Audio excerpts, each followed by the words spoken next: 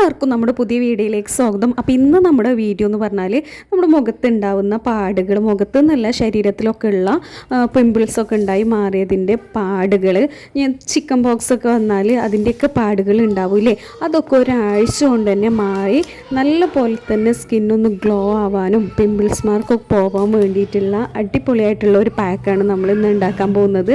അതിന് വേണ്ടിയിട്ട് ആര്യവേപ്പിൻ്റെ ഇലയാണ് നമ്മൾ എടുത്തിട്ടുള്ളത്. ഇതിലേക്ക് നമ്മൾ കുറച്ചുകൂടി ഇൻഗ്രീഡിയൻസ് ചേർക്കുന്നുണ്ട്. ഇത് പച്ചമഞ്ഞളാണ് കേട്ടോ. ഇത് കയ്യിലുള്ളവർക്ക് നമുക്ക് പച്ചമഞ്ഞൾ കൂടി ചേർത്തിട്ട് അരക്കാം. അപ്പോൾ നമ്മുടെ വീട്ടിലൊക്കെ ഉള്ളതുകൊണ്ട് തന്നെ നമ്മളിതിലേക്ക് നല്ല നാടൻ പച്ചമഞ്ഞൾ കൂടി ചേർത്തിട്ടുണ്ട്. മഞ്ഞൾപ്പൊടി ചേർക്കാതെ, കടയിൽ നിന്നൊക്കെ വാങ്ങിയ മഞ്ഞൾപ്പൊടി ചേർക്കാതെ ഇരിക്കുകയാണ് ഏറ്റവും നല്ലത്.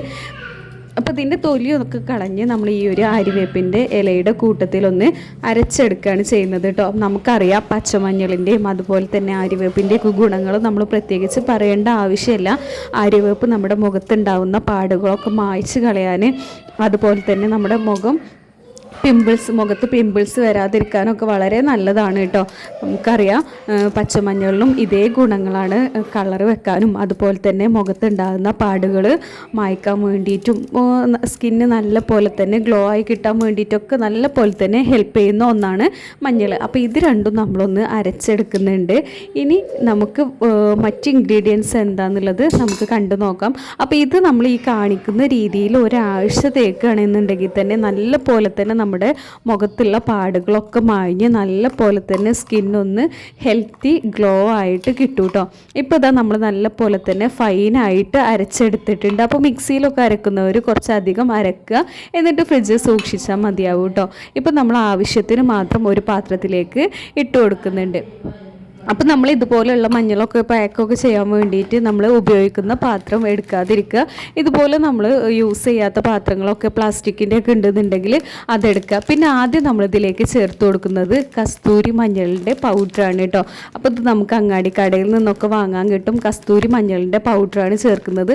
അളന്നെടുക്കുന്നവർക്കാണെന്നുണ്ടെങ്കിൽ ഒരു 1.5 സ്പൂണോളം, നമ്മൾ എത്രത്തോളം ക്വാണ്ടിറ്റി, അപ്പോൾ നമ്മളിവിടെ അത്യാവശ്യം കുറച്ച് ഉണ്ടാക്കുന്നുണ്ട്. അപ്പോൾ ഇതിലേക്ക് നമ്മളൊരു 1.5-2 സ്പൂണോളം കസ്തൂരി മഞ്ഞൾ പൊടി ചേർത്ത് കൊടുക്കുന്നുണ്ട്. പിന്നെ വേറൊരു കാര്യം എന്ന് പറഞ്ഞാൽ, നമ്മൾ ഏത് പ്രൊഡക്റ്റ് യൂസ് ചെയ്യുമ്പോഴും റിസൾട്ട് കാണാൻ കുറച്ച് സമയമെടുക്കും. പെട്ടെന്ന് തന്നെ ഈ പാടൊക്കെ ഫെയ്ഡ് ആയിട്ടില്ലെങ്കിലും ഒരാഴ്ച എന്നുള്ളത് നമ്മളൊന്ന് എക്സ്റ്റെൻഡ് ചെയ്ത് ഒരു 2 ആഴ്ച 3 ആഴ്ചയൊക്കെ തേക്കുകയാണെന്നുണ്ടെങ്കിൽ ഒന്നുകൂടെ റിസൾട്ട് നമുക്ക് കാണാൻ വേണ്ടിയിട്ട്, പെട്ടെന്ന് തന്നെ കാണാൻ വേണ്ടിയിട്ട് പറ്റും കേട്ടോ.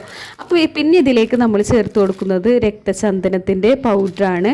ഇതും നമ്മുടെ മുഖത്തുണ്ടാകുന്ന പാടുകളൊക്കെ മായ്ച്ച് കളയാനും മുഖം നല്ല ഗ്ലോ ആവാനോ വേണ്ടി ഹെൽപ്പ് ചെയ്യുന്ന ഒന്നാണ്. പിന്നെ ഇതിലേക്ക് നമ്മൾ ചേർത്ത് കൊടുക്കുന്നത് വിറ്റാമിൻ ഇയുടെ ക്യാപ്സ്യൂളാണ്. അപ്പോൾ ഇതും നമുക്ക് മെഡിക്കൽ ഷോപ്പിലൊക്കെ അവൈലബിൾ ആണ്. നമുക്ക് കുറഞ്ഞ പൈസക്ക് തന്നെ വാങ്ങാൻ പറ്റിയിട്ടുള്ള ഒന്നാണ്. അപ്പോൾ ഇതിനി നമുക്ക് ഒഴിവാക്കേണ്ടവർക്ക് ഈ വൈറ്റമിൻ ഇ ക്യാപ്സ്യൂൾ നമുക്ക് ഒഴിവാക്കാം. പകരം നമുക്ക് തേങ്ങാപ്പാലോ അതല്ലെങ്കിൽ ആൽമണ്ട് ഓയിലോ, ഇത് നമ്മുടെ കയ്യിലുള്ള ഒലീവ് ഓയിൽ, ഇതേപോലുള്ള ഏത് ഓയിലാണ് ഇല്ലെന്നുണ്ടെങ്കിൽ അതെടുത്താലും മതി കേട്ടോ. ഇനി ഇത് നല്ല പോലെ തന്നെ ഒന്ന് മിക്സ് ചെയ്യുക. ഇനി നമുക്കിതൊന്ന് ടൈറ്റ് ആയതൊന്ന് ലൂസാക്കണം എന്നുണ്ടെങ്കിൽ ഒന്നല്ലെങ്കിൽ നമുക്ക് കഞ്ഞിവെള്ളം യൂസ് ചെയ്യാം, അതല്ലെങ്കിൽ നമുക്ക് തൈര് ഉണ്ടെന്നുണ്ടെങ്കിൽ കുറച്ച് തൈര് ഒഴിച്ചു കൊടുത്ത് നല്ല പോലെ തന്നെ ഇതൊന്ന് മിക്സ് ചെയ്തെടുക്കുക. അപ്പോൾ ഈ ഒരു രീതിയിൽ നമ്മൾ ചെയ്ത് ഒന്ന് നമ്മുടെ എവിടേക്കാണോ നമ്മുടെ പിമ്പിൾസിൻ്റെ മാർക്സ് ഉള്ളത്, അല്ലെങ്കിൽ ചിക്കൻ ബോക്സ് ഉണ്ടായതിൻ്റെ കലകൾ ഉണ്ടെന്നുണ്ടെങ്കിൽ അവിടെയൊക്കെ ഇതൊന്ന് തേച്ച് കൊടുക്കുക. ഈ രീതിയിൽ ഒരാഴ്ച തേക്കുകയാണെന്നുണ്ടെങ്കിൽ തന്നെ നല്ല റിസൾട്ട് നമുക്ക് കാണാൻ വേണ്ടിയിട്ട് പറ്റും കേട്ടോ.